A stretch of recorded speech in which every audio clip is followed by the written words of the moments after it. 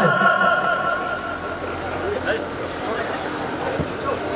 भारत माता की, भारत माता की। कहाँ है भाई? कौन पत्रकार महोदय है भाई?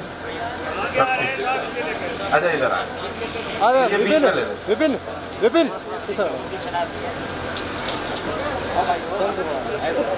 अब ठीक है। मंच पर उपस्थित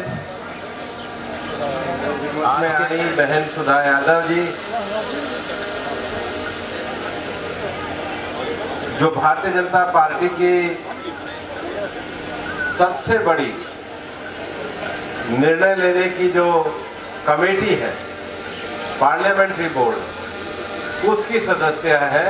तो मैं सबकी तरफ से बहन सुधा जी का स्वागत करता हूं कि देश की सबसे बड़ी लोकतांत्रिक पार्टी की वो सबसे बड़ी इलेक्शन बॉडी की मेंबर है। मंच पर मेरे साथ उपस्थित अलवर के हमारे विधायक भाई संजय शर्मा जी, हमारे जिलाध्यक्ष श्री बलवान यादव जी, हमारी पार्टी के वरिष्ठ नेता माननीय रामेत यादव जी, पूर्व विधायक श्री मामन यादव जी, भिवाड़ी के हमारे पूर्व चेयरमैन श्री संदीप दायमा जी, राजस्थान सरकार के पूर्व मंत्री श्री हेम सिंह जी, अलवर के हमारे पूर्व विधायक श्री बनवारी लाल जी, पार्टी के पूर्व प्रदेश मंत्री श्री सुरेश यादव जी, पूर्व विधायक श्री जयराम जाटव जी, भाई देवेंद्र यादव जी, महेंद्र यादव जी, मनोज नंबरदार, मोहित यादव जी, और इस कार्यक्रम के आयोजक इसरोदा के हमारे भाई नरपाल जी, और मेरे सामने उपस्थित माताओं, बुजुर्गों, नौजवान साथियों, मैं हाथ जोड़ के आप सबको प्रणाम करता हूँ। ये एक नरपाल जी ने अपने दादाजी स्वर्गीय राव उदय सिंह जी और अपनी दादी जी छोटी देवी के स्मृति में मूर्ति स्थापना के कार्यक्रम के लिए बुलाया, और लगभग मेरा कार्यक्रम कई बार बनता और बिगड़ता रहा। मैंने कहा नरपाल जी आप कर लो मूर्ति का उद्घाटन, मैं तो कभी भी आ जाऊंगा। फिर भी उनका प्रेम, उनका आग्रह मुझे यहाँ पर खींच कर ले आया और आप लोगों के दर्शन करने का अवसर दिया। और आते ही हमारे ब्रह्मपाल जी मिल गए, पुराने साथी हैं, और इलाके में जितनी अच्छी रागनी हमारे नोएडा से लेकर के और झुंझुनू तक अगर कोई सबसे बड़ा कलाकार है तो हमारे ब्रह्मपाल जी रागनी के बड़े गायकों में एक। वैसे भी अलवर तो महाराज भर्तृहरि की धरती है, और अलवर से राजस्थान की हवा का भी पता चलता है। इस बार जब आप लोगों से मिलता हूँ, बात करता हूँ, तो अलवर के लोगों को लगता है कि पिछली बार थोड़ी सी चूक अलवर भरतपुर से हो गई, वरना राजस्थान को ये दिन नहीं देखने। और इसलिए अक्टूबर नवंबर में जो हमारे चुनाव आने वाले हैं, उस चुनाव में जो बदलाव की लहर है वो अलवर से ही चलनी चाहिए। ये तो मार्च का महीना है, 2023 है। आज कांग्रेस के नेता राहुल गांधी लंदन में जाकर के सरेआम झूठ बोल रहे हैं, और मुझे समझ में नहीं आता कि कांग्रेस पार्टी का कैसा नेतृत्व है। जैसा कि सुधा जी बता रही थी कि भारत दुनिया का सबसे गौरवशाली देश बन रहा है। आज G20 की पूरी अध्यक्षता प्रधानमंत्री जी, दुनिया में जो 80% देश जो व्यापार में हिस्सेदारी रखते हैं, जो लोकतंत्र में हिस्सेदारी रखते हैं, उसके सबसे बड़े फोरम के चेयरमैन G20 के हमारे प्रधानमंत्री श्री नरेंद्र मोदी जी। और देश जैसे गौरव के क्षणों में जी रहा है। प्रधानमंत्री जी ने जो बजट दिया, उस बजट में हमने देखा कि देश के इंफ्रास्ट्रक्चर के विकास के लिए, देश में महिलाओं के सेल्फ हेल्प ग्रुप के विकास के लिए, देश के फाइनेंशियल सेक्टर के विकास के लिए, देश में रोजगार को बढ़ाने के लिए, उद्योग धंधों के विकास के लिए देश के बजट को प्रधानमंत्री नरेंद्र मोदी जी के नेतृत्व में बनाया गया। और दूसरी तरफ हिंदुस्तान जब यूपीए के शासन काल में था तो ये माना जाता था कि दुनिया की 5 सबसे गिरती हुई अर्थव्यवस्थाओं में भारत था। आज दुनिया की 5 सबसे बड़ी अर्थव्यवस्थाओं में भारत है, तो नेतृत्व प्रधानमंत्री जी को जाता है। और ये तो मार्च का महीना है, कांग्रेस वाले राहुल गांधी जी को पता होना चाहिए, जब इस देश में 75-76 में इमरजेंसी लगी थी तो मेरे को शायद तारीख 24 मार्च थी या 27 मार्च थी। अलवर में सारी लाइट बंद कर दी थी, फूलबाग को बंद कर दिया था। अलवर में कांग्रेस की सरकार ने दमनकारी नीति से अलवर के युवराज प्रताप सिंह जी की रहस्यमय स्थिति में मृत्यु हुई थी। वो कांग्रेस आज हमको लोकतंत्र सिखा रही है। भंवर जितेंद्र सिंह तो उस बात को भूल सकते हैं, लेकिन लोकतंत्र में विश्वास करने वाला हर अलवर का नागरिक कांग्रेस के उस पाप को नहीं भूल सकता है। और कांग्रेस को यह ध्यान रखना चाहिए कि देश में लोकतंत्र की लड़ाई लड़ने वाले, देश में कांग्रेस की इमरजेंसी से मुक्ति दिलाने वाली अगर कोई पार्टी है तो भारतीय जनता पार्टी और उस समय के जनसंघ के कार्यकर्ताओं का बड़ा योगदान रहा। और मैं ये कहना चाहता हूं और आज भी बहुत स्पष्ट रूप से कहना चाहता हूं, कांग्रेस की कथनी और करनी में अंतर है। गहलोत साहब पेपर लीक कराते हैं, पायलट साहब विरोध करते हैं, पर रहते तो दोनों कांग्रेस में ही हैं। बाहर कहां रहे? गहलोत साहब सेना की हमारी वीर सैनिकों की जो विधवाएं हैं, मुझे तो समझ में नहीं आता, जब पुलवामा का अटैक हुआ था और हमारे सीआरपी के जवान मारे गए थे तो राहुल गांधी का बयान था कि यह तो एक बम विस्फोट।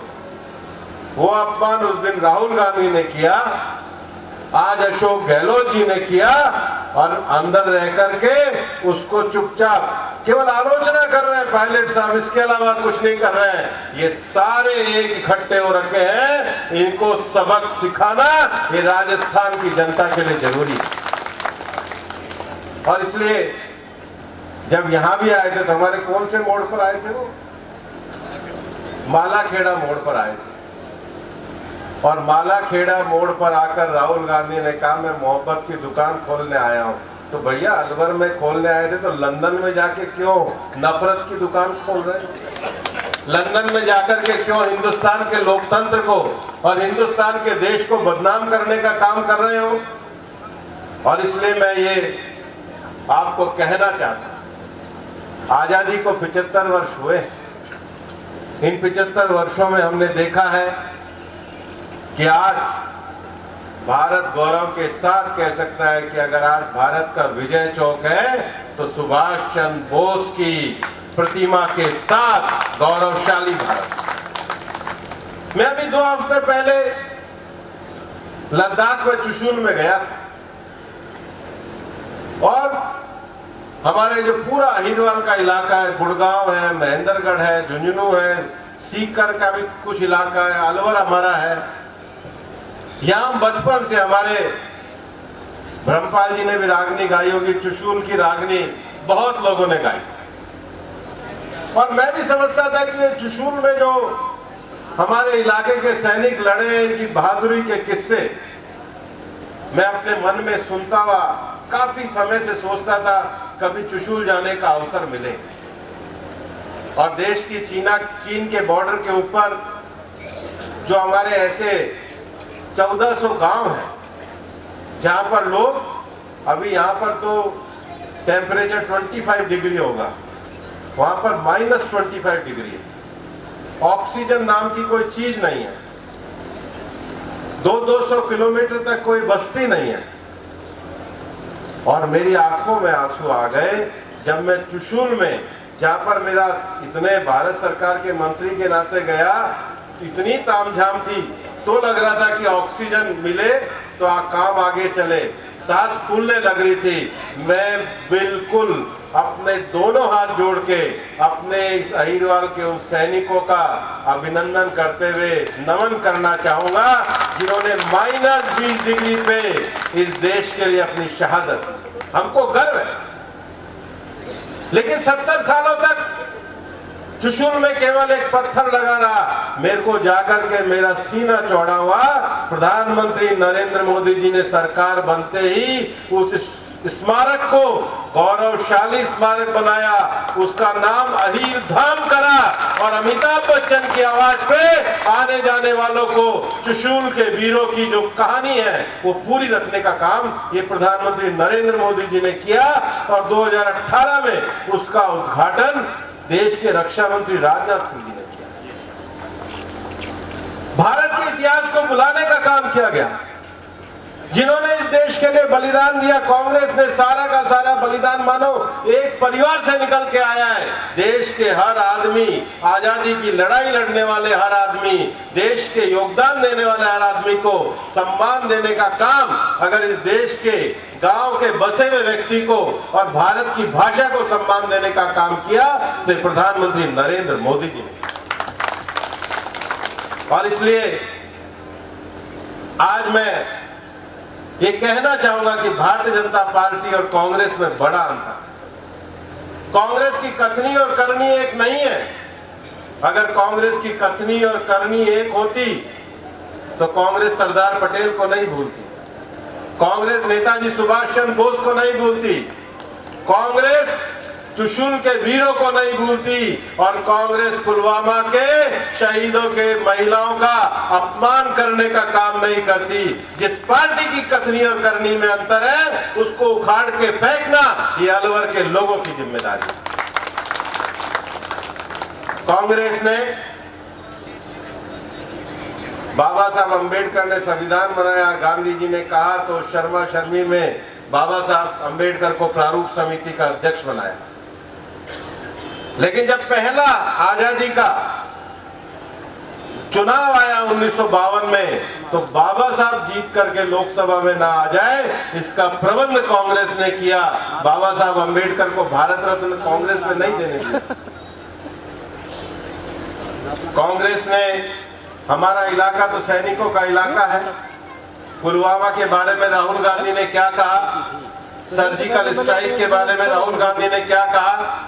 और तो आप कल्पना करो प्रधानमंत्री नरेंद्र मोदी जी के नेतृत्व में जब राष्ट्रपति जी का चुनाव हुआ तो रामनाथ कोविंद जैसे एक आम दलित परिवार से निकले हुए सुप्रीम कोर्ट के वकील बनकर अपनी यात्रा को करने वाले रामनाथ कोविंद जी को मौका दिया और दोबारा अवसर आया तो देश के उड़ीसा के कोने में अपने गांव में सेवा कर रही एक श्रेष्ठ विधायक और एक हमारे आदिवासी समाज से आने वाली बहन जो पढ़ी लिखी और सबका सेवा और समर्पण के साथ अपने क्षेत्र में कार्य कर रही थी, द्रौपदी मुर्मू जी को राष्ट्रपति बनाने का अवसर दिया। ये देश के जनमानस को सम्मान देने का काम हमने किया। और इसलिए मैं ये कहना चाहूंगा कि 2019 का जब लोकसभा का चुनाव हुआ था तो उस समय कांग्रेस का जब मैनिफेस्टो आया था तब लोगों ने कहा था ये जो मैनिफेस्टो आया ये टुकड़े टुकड़े गैंग का आया है। और आज लंदन में जो राहुल गांधी भाषण दे रहे हैं ये वही भाषण है जो 2019 में कांग्रेस का टुकड़े टुकड़े गैंग के मैनिफेस्टो का भाषण। और पिछले 5 साल हमने राजस्थान में देखे हैं। आज ये बताते हुए मन को बड़ा दुख है कि राजस्थान 2018 में जहां हम छोड़ करके गए थे वहां से हर चीज के पायदान में नीचे गिरा है। आगे बढ़ा है तो एक ही चीज में रिकॉर्ड तोड़ा है, गहलोत साहब ने पेपर लीक करवाने का, बाकी कहीं रिकॉर्ड नहीं तोड़ा। महिलाओं को पीटने में, अत्याचार करने में, बलात्कार होने में, क्रिमिनल रेट बढ़ने में, सब चीजों में राजस्थान नीचे की तरफ जाने के पर लगा हुआ है। और स्वास्थ्य सेवाओं का तो हाल बहुत बुरा है। हमने तो 2018 में यहाँ ESIC के अस्पताल को बना करके ये कहा था कि अलवर के लिए ग्रीन रोड दे दीजिए, आज तक इनसे वो काम भी नहीं किया गया। मेडिकल कॉलेज और अस्पताल हमने बनाकर दे दिया, लेकिन जो उसको रोड देने का काम था वो भी गहलोत साहब की सरकार से नहीं किया गया। हमने राजस्थान को हर संभव विकास के रास्ते पे आगे बढ़ाने का काम किया और प्रधानमंत्री जी नरेंद्र मोदी जी के नेतृत्व में राजस्थान के 77 लाख से ज्यादा किसानों को केंद्र सरकार द्वारा 14,000 करोड़ रुपए का किसान सम्मान निधि सीधा उनके खाते में देने का काम किया। लेकिन अब इस विकास के काम को आगे बढ़ाने के लिए इस बात की आवश्यकता है कि राजस्थान में डबल इंजन सरकार बने। और इस अवसर पर जितने भी हमारे समाज के लोग यहाँ पर आए हैं, आसपास के गांव के लोग आए हैं, माताएं बहनें आई हैं, मैं जानता हूं कि ये जो कार्यक्रम है नरपाल जी के दादा और दादी जी की मूर्ति स्थापना के अवसर पर यह कार्यक्रम है। लेकिन ऐसे सामाजिक अवसर पर मैं आप लोगों से गुजारिश कर रहा हूं समाज को बचाने की। ऐसे सामाजिक अवसर पर मैं आप लोगों से गुजारिश कर रहा हूं राजस्थान में सही सरकार लाने की। ऐसे सामाजिक अवसर पर मैं आपसे निवेदन कर रहा हूं राजस्थान का जो क्रिमिनल रेट बढ़ रहा है उसको रोक करके राजस्थान में शांति और व्यवस्था लाने की। और इसके साथ ही साथ मैं मानता हूं कि हमारे इलाके में शिक्षा बढ़नी चाहिए और इसलिए अभी रामेश जी और नरपाल जी से मैं बात कर रहा था। ये इसरोदा गांव में अगर जगह और भवन भी उपलब्ध हो जाता है तो हमारे बच्चे कंपटीशन में अच्छी तैयारी करें, हमारे बच्चे स्किल सेंटर में अच्छी तैयारी करें, हमारे बच्चे रोजगार के नए अवसरों को जाने। इसके लिए एक स्किल सेंटर और ई-लाइब्रेरी के लिए मैं अपनी तरफ से इस गांव में 25 लाख रुपए की घोषणा करता हूं। बहुत बहुत धन्यवाद। जय हिंद, जय भारत।